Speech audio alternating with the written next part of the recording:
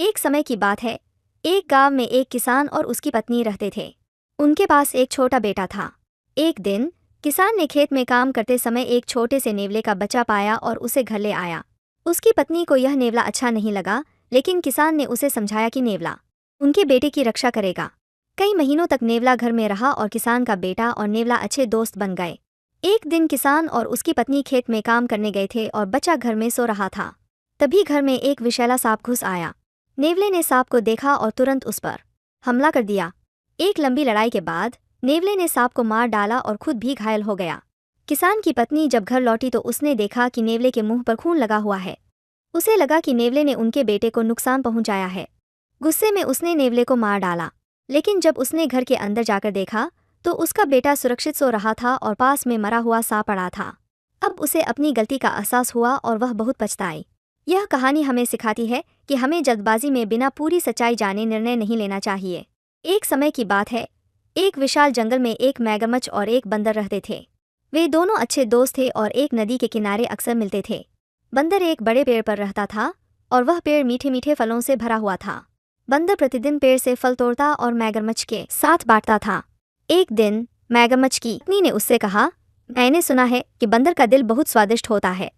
अगर तुम मुझे बंदर का दिल ला सकते हो तो मैं बहुत खुश हो जाऊंगी। मगरमच्छ यह सुनकर चिंतित हो गया, क्योंकि वह अपने मित्र बंदर को धोखा नहीं देना चाहता था। लेकिन अपनी पत्नी को खुश करने के लिए उसने एक योजना बनाई। अगले दिन मगरमच्छ बंदर के पास गया और कहा, मित्र, तुम्हारे फल बहुत स्वादिष्ट हैं। मेरी पत्नी भी तुम्हारे फलों को खाना चाहती है। वह तुम्हें अपने घर पर आमंत्रित करती है। क्या तुम मेरे साथ चलोगे?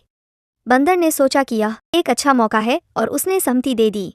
मगरमच्छ ने बंदर को अपनी पीठ पर बैठाया और नदी के उस पार ले जाने लगा। जैसे ही वे नदी के बीच में पहुंचे, मगरमच्छ ने बंदर को अपनी पत्नी की इच्छा के बारे में बताया। बंदर यह सुनकर हैरान हो गया, लेकिन उसने अपनी बुद्धिमानी से काम लिया। बंदर ने कहा, अरे मित्र, तुमने पहले क्यों नहीं बताया? मैंने अपना दिल पेड़ पर छोड़ दिया है। अगर तुम मुझे वापस ले जाओगे तो मैं उसे ले आऊंगा।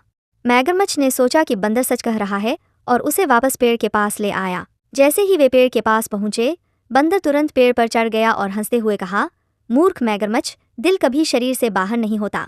तुमने अपनी मित्रता और विश्वास खो दिया है। अब जाओ और अपनी पत्नी से कहो कि मैं तुम्हारा मित्र नहीं हूँ। मगरमच्छ ने अपनी गलती समझ ली और उसने बंदर से माफ़ी मांगी।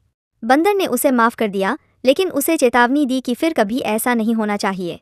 इस तरह बंदर की चतुराई ने उसे बचा लिया और मगरमच्छ ने अपनी मूर्खता से सीख ली। कौवा और टोपी एक प्रसिद्ध हिंदी कहानी है जो नैतिक शिक्षा देती है। यह कहानी इस प्रकार है। एक बार की बात है। एक गांव में एक टोपी वाला रहता था। वह बाजार में टोपियां बेचने जाता था। एक दिन गर्मी की धूप से बचने के लिए वह एक पेड़ के नीचे आराम करने लगा। उसे नींद आ गई और वह गहरी नींद में सो गया। जब वह सो रहा था तब पेड़ पर बैठे कौवों ने उसकी टोपियां देखीं। उन्होंने शरारत करते हुए उसकी सारी टोपियां उठा लीं और खुद पहन लीं। जब टोपी वाला जागा तो उसने देखा कि उसकी टोपियां गायब हैं। वह बहुत परेशान हो गया और इधर उधर देखने लगा। उसने देखा कि कौवों ने उसकी सारी टोपियां पहन रखी हैं। उसे समझ नहीं आया कि अब वह क्या करे। फिर उसे एक उपाय सूझा। उसने अपनी टोपी उतारी और जमीन पर फेंक दी। कौवों ने उसे देखा और उसकी नकल करते हुए अपनी अपनी टोपियां जमीन पर फेंक दीं। टोपी वाले ने जल्दी से अपनी सारी टोपियां उठा लीं और अपने रास्ते पर चला गया। इस कहानी से हमें यह शिक्षा मिलती है कि बुद्धिमानी और चतुराई से कठिन परिस्थितियों का हल निकाला जा सकता है। एक समय की बात है। एक छोटे से राज्य में एक राजा रहता था। उस राजा का नाम विक्रम था। विक्रम न केवल अपनी वीरता और साहस के लिए प्रसिद्ध था, बल्कि अपनी न्यायप्रियता और प्रजा के प्रति अपनी करुणा के लिए भी जाना जाता था। विक्रम का राज्य चारों ओर हरे भरे जंगलों से घिरा हुआ था, जहाँ नदियाँ बहती थीं और पहाड़ियाँ थीं। उसके राज्य की प्रजा खुशहाल और संतुष्ट थी, क्योंकि राजा विक्रम हमेशा उनके सुख दुख का ध्यान रखता था। वह अपने महल में प्रजा की समस्याओं को सुनने के लिए हर हफ्ते एक दरबार लगाता था। एक दिन राजा विक्रम के दरबार में एक बुजुर्ग किसान आया। वह किसान बहुत परेशान था और उसकी आंखों में आंसू थे। उसने राजा को बताया कि उसकी फसल बर्बाद हो गई है और उसके पास सब परिवार का पेट भरने के लिए कुछ भी नहीं बचा है। राजा विक्रम ने तुरंत अपनी सेना के कुछ जवानों को उस किसान के खेत की जांच करने भेजा। पता चला कि पास के जंगल से आने वाले जंगली जानवरों ने उसकी फसल को नष्ट कर दिया था। राजा ने तुरंत उस किसान को सहायता दी और उसकी फसल को दोबारा बोने के लिए बीज और अन्य आवश्यक सामग्रियां दीं। साथ ही जंगल के पास एक मजबूत बाड़ लगाने का आदेश दिया ताकि जंगली जानवर दोबारा नुकसान न पहुंचा सकें। राजा विक्रम की न्यायप्रियता और करुणा के कारण उसकी प्रजा उसे बहुत प्रेम करती थी। उसकी यह कहानी दूर दूर तक फैल गई और अन्य राज्यों के राजा भी उसकी प्रशंसा करने लगे। विक्रम ने अपनी प्रजा की भलाई के लिए हमेशा अपना सर्वस्व न्योछावर किया और इसलिए उसकी कहानी इतिहास के पन्नों में सुनहरे अक्षरों में दर्ज हो गई। इस प्रकार राजा विक्रम ने अपने न्यायप्रिय और करुणामयी शासन से अपनी प्रजा के दिलों में अमिट छाप छोड़ी और उसका राज्य सदा के लिए सुखी और समृद्ध बना रहा।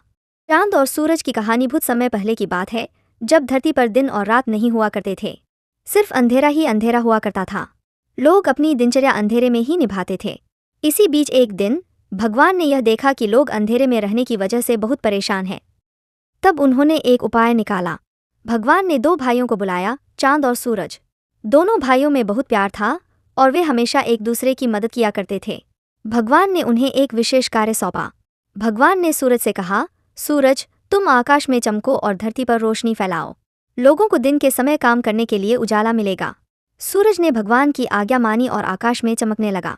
उसकी रोशनी से धरती पर उजाला फैल गया और लोग खुशी खुशी दिन के समय अपने काम करने लगे।